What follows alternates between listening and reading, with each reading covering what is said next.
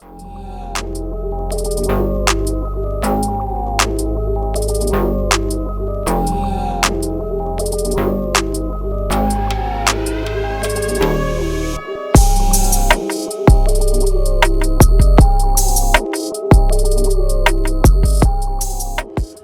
today, here at Turn 13 Motorsports, I'm gonna go holler at Jake.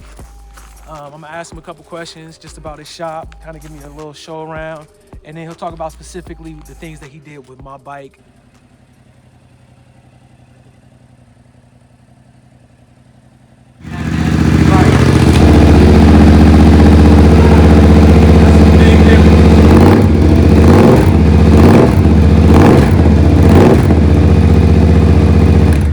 Jake with Turn 13 Motorsports. He has done a couple things to the bike. Jake, could you just run through a little bit of what you did? We set the suspension up and changed the oil for you. But the biggest thing we did is went through and we flashed the ECU and tuned the bike completely. 100% tuned entirely through the ECU, no power commanders or add-ons or anything like that. The term ECU flashing is just what we do to the ECU itself. So when we make a change in the ECU, it's a flash, right? We erase part of the memory in the ECU and we input new into it.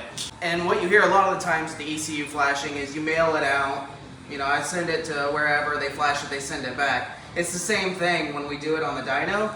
We just do a bunch of flashes. So we flash it and put like a base in, and then we run it on the dyno and we data log, and then we take that and we make changes and we flash it again so that it's custom to your bike. It is the same thing, it's just, you know, when you ship it out, typically they just put their base file on it that they've, you know, done whatever bike.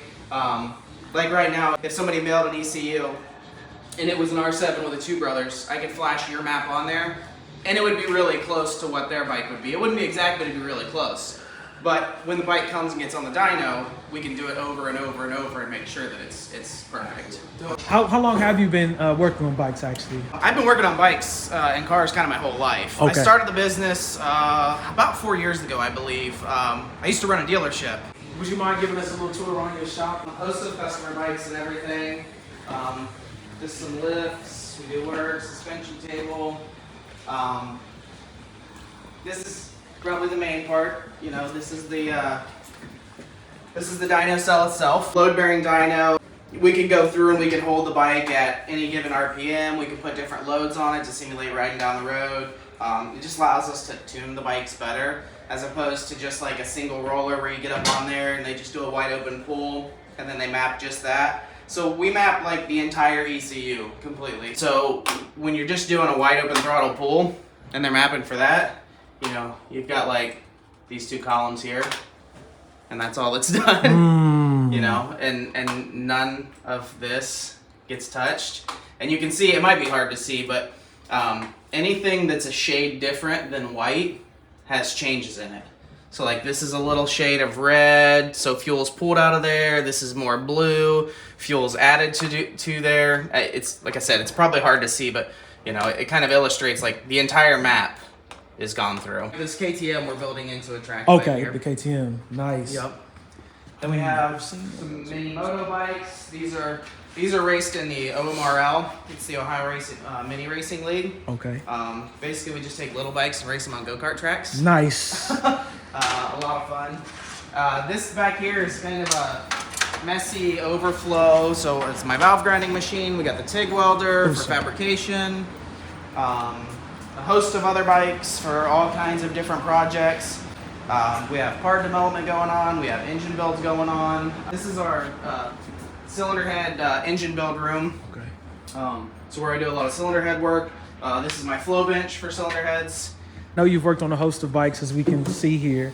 I think when I spoke to you, you told me this was your first R7 you've worked on, right? Yeah, I know it's a for predominantly sure. new bike. Yeah. So this is the first one. It's the first one that I've seen in person too. I haven't really went to any dealers to check them out or anything.